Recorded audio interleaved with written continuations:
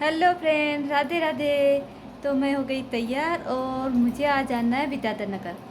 तो मेरा घर का सारा काम हो चुका है, बच्चे स्कूल चले गए हैं और ये ओपी जा रहे हैं। इनके पास टाइम नहीं है, ये फ्री नहीं है, तो इसलिए मैं यहाँ से जाऊँगी सोनू भाईसा के घर पे। और सोनू भाईसा के घर से फिर कौन कौन जा रहा है मुझे पता नहीं है, तो हम वहाँ से आगे सोनू भाईसा के साथ में जाऊँगी मैं विद्याधर नगर, जो आज है वहाँ पर करनी सेना महापड़ाव इवेंट। तो मेरा ये पहला इवेंट है, मुझे पता नहीं, कोई भी एक्सपीरियंस नहीं कुछ वहाँ पे। तो जाती हूँ, थोड़ा सा ऐसा लग रहा है कि इतने सारे लोगों के बीच में जाके, तो बट जा रही हूँ। तो मिलते हैं वहाँ पहुँचने के बाद में, कैसा क्या अनुभव रहता है तो वहाँ जाके बताती हूँ आपको, मिलवाती हूँ वहाँ पे सबसे।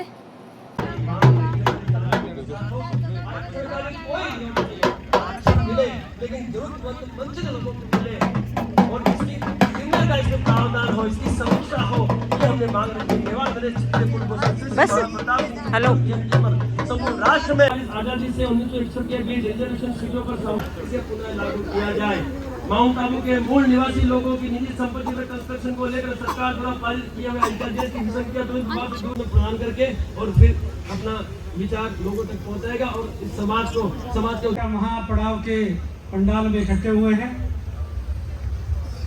इस सारे कार्यक्रम के आयोजक मेरे छोटे भाई राजस्थान में जन्मे राज शेखावत और करनी माता की जय, भारत माता की जय।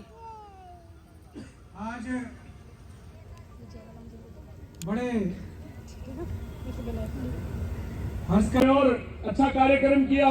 कभी भी कोई भी राजस्थान में कहीं भी कोई मेरे लायक काम हो, मैं इतना बड़ा नेता नहीं हूँ। 20-25 एमएलए, कम से कम 50 एमएलए टिकट मांग रहे, आज उनको मंच पे रहना चाहिए। सही, कहीं भी कोई भी सहयोग की आवश्यकता पड़ती है, मैं राजस्थान में जहाँ भी कोई राजपूत पे जहाँ भी अन्याय होता है, उनकी आवाज बन के उनके साथ में खड़ा रहता हूँ। उनके जहाँ भी कोई बात होती है उनके साथ में रहता हूँ। आज हमारे जब मैं देख रहा था, लोगों ने इतने बड़ा राज सरकारी संपत्तियों को नुकसान कर दिया। मांग माननी चाहिए सरकार को, राज्य सरकार को और केंद्र सरकार को। ईडब्ल्यूएस में हमारा अधिकार मिलना चाहिए, हमारे समाज का बोर्ड गठित होना चाहिए। पैदा किया है, हमारी पहचान है तो इस राजपूत समाज के पीछे है। हमें कोई जानता है तो वो राजपूत समाज के पीछे जानता है। हमारी कोई पहचान, हमारा कोई कोटा दिया जाता है, जब हमें टिकट दी जाती है उस समय भी ये लगाया जाता है कि उस क्षेत्र में राजपूतों के वोट कितने हैं, उस जिले में एक राजपूत को टिकट देनी है, उस जगह कितने राजपूतों के वोट है। हमारे को हमारा अधिकार चाहिए, हमारे को जो कुछ चाहिए वो आज हम मांगने के लिए इधर उधर भटक रहे हैं। लेकिन उसमें किसी की कोई कमजोरी मैं दूसरे समाज की नहीं कहना चाहता। अगर कोई कमजोरी है, हम हमारे ही कमजोरी मानते हैं कि हम लोगों को एकजुट होने। धन्यवाद, बहुत बहुत धन्यवाद आदरणीय मनोज सिंह जी बराड़ा साहब। अब आगे की पंक्ति में मैं मनोज सिंह जी जो देहरादून से पधारे हैं वो कृपया मंच पे आए और संक्षिप्त में संबोधन रखें, क्योंकि 5 बजे का हमने समय रखा है। आगे की कड़ी में इनके बाद मनजीत सिंह जी सावरा तैयार रहे, उनका भी संबोधन होना है। मनोज सिंह जी कृपया आए और समाज बंधुओं को संबोधित करें।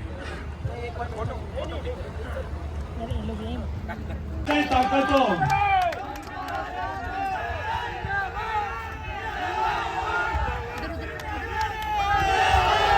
लोग मंत्रियों के एमएलए के आगे झुक जाते हैं, लेकिन भंवर सिंह पलाड़ा कभी मुख्यमंत्रियों के भी आगे जाके, कभी आगे जाके, कभी गुलदस्ता लेके खड़ा नहीं हुआ। एमएलए रहा चाहे जिला प्रमुख रहा, कोई मंत्रियों के आगे झुक जाते हैं। मैं तो कहता हूँ जब भी कोई मंत्री और मुख्यमंत्री हो चाहे नेता हो, उसको कह देता हूँ जो मैंने काम बता दिया देख लेना, अगर मेरा काम कोई अधिकारी और चाहे कोई और हो, मैं अधिकारियों को भी बता दूं, आप पता कर लेना।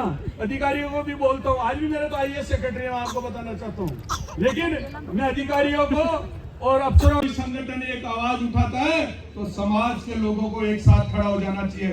अरे अभी तो ये लोकतांत्रिक टाइम है, अभी राजनीतिक समय, ये धर्म युद्ध है, ये राजनीतिक युद्ध है। और इस युद्ध में भी हम हमारा सर गिनाने में भी पीछे रह जाते हैं, हम हमारी बात रखने में पीछे रख जाते हैं, हम राजनेताओं से डर करके बाहर बैठ जाते हैं। कोई आवाज उठाता है उसके साथ। एक मांग के ऊपर मैं चर्चा करूंगा, क्योंकि उन्होंने जो है सीमित किया हुआ है कि सिर्फ मांग नहीं करना है और सीमित समय में बोलना। तो हमारे महापुरुषों का इतिहास और उसका संरक्षण उसके विषय में मैं कहना चाहूंगा कि आप सब भाई इस बात को सोचें और समझें कि जिस भी कौम का इतिहास सुरक्षित नहीं रहेगा उसका भूगोल भी नहीं बचेगा। तो कृपया भाइयों इस मुद्दे को बड़ी गंभीरता से लें, क्योंकि ये धीरे धीरे आपके ऊपर की प्रॉपर्टी सब नष्ट कर दी गई थी। उस समय भी उनका कुछ नहीं बिगड़ पाया था। मैं तो कह रहा हूँ आंदोलन में समाज के जो लोगों का बिगड़ना भी नीचे, लेकिन जब आनंद पाल का आंदोलन हुआ था, इतना बड़ा आंदोलन, उस समय वो आंदोलन था जब सारे राजपूत समाज एक लोकतांत्रिक तरीके से अपनी आवाज उठा रहे थे, अपने न्याय के लिए लड़ाई लड़ रहे थे। उन लोगों निहत्तों पे गोलियां चलाने की स्थिति आ गई, डंडे बरसाए गए थे, निर्दोष लोगों को मारा गया था, निर्दोष लोगों के खिलाफ मुकदमे दर्ज कराए गए थे। आज वही पार्टी हमसे टिकट और वोट मांग रही है, वो आज हमसे वोट मांग रही है। वही आज सीबीआई में हमारे लोगों को फंसा दिया। शबरी के झूठे बेर खाए, शबरी कौन थी, भीलनी थी। अगर हमारा किसी भी प्रकार का बैर भाव कुछ होता दलित समाज से, तो ये निवेदन करना चाहूंगा कि संगठित रहें और हम लोग दादम पे रहे थे और इस समय चुनावी माहौल है, इस समय में हमें दादम पे आना चाहिए। तो फ्रेंड्स हम पहुंच गए घर पे, और घर पे आते आते मुझे काफ़ी लेट हो गया, क्योंकि वहाँ से मैं सोनू भाई के घर पे आई थी। सोनू भाई के घर से मुझे ये लेके आए थे, ये और मम्मी जी वहाँ पे गए थे। तो मम्मी जी बोल रहे थे मुझे काफ़ी टाइम हो गया, तो सोनू भाई के घर वगैरह देख के आऊँगी। बोले सारा काफ़ी दिन हो गए सोनू भाई को कहते हुए भी और मम्मी जी को कहते हुए भी। तो बोले ये लेके गए थे उनके घर पे, और वहाँ पे हमने खूब सारी बातें की, और वहाँ से आए आते आते लेट हो गए।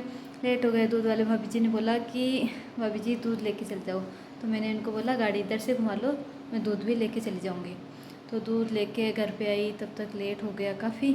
और वहाँ पे हम गए थे, सपना और सुरभि, सोनू भाई तो हम सब साथ में गए थे। तो साथ में गए तो इतना, तो सोनू भाई के घर से हम गए थे, सपना, सुरभि और सोनू भाई और हमारी क्यूट सी किसू। तो हम पांचों साथ में गए थे। और सपना मनोहर जो आप जानते हो, सपना मनोहर के नाम से जानते हो, तो सपना से मैं सेकंड बार मिली थी। पहले मिलियन शॉट्स के अंदर मिली थी, सेकंड बार आज मिली थी। तो उनका नेचर मुझे बहुत अच्छा लगा, पर्सनली मुझे अच्छा लगा उनका नेचर। और हम सब साथ में गए थे, तो ऐसे नर्वस फील नहीं होता। अकेले जाते तो थोड़ा सा घबराहट ज़्यादा होती है, इसकी वजह से हम इन सब के साथ में जा के आई, तो मुझे अच्छा लगा, बातें चीतें की। और सोनू भाई तो हमारे रिलेशन में है ही, तो उनसे बातें चीतें होती रहती हैं। और उनका नेचर तो वैसा ही इतना अच्छा है कि जैसे ही मेरे को कुछ पूछना होता है, बात करनी होती है, तो वो मेरे को इजी में बता देते हैं समझ। और जैसे मैं न्यू ब्लॉगर हूँ, तो मुझे तो ऑब्वियसली इतना कुछ आता ही नहीं है, इतना जानती नहीं हूँ, तो मैं उनसे तो मुझे अच्छा लगता है। और सब बातों से मुझे इन सब के साथ में जाके और साथ में मिलके साथ में जाके आने में मुझे बहुत अच्छा लगा। अकेली जाती तो मुझे थोड़ा सा नर्वस फील होता, बट इन सब के साथ में गई तो मुझे अच्छा लगा। और आज का ब्लॉग मैं यहीं एंड करती हूँ। तो अच्छा लगा हो तो लाइक करें, सब्सक्राइब करें, शेयर करें। और जिन लोगों ने मुझे अभी तक सब्सक्राइब नहीं कर रखा हो तो आप सब्सक्राइब करिए। राधे राधे।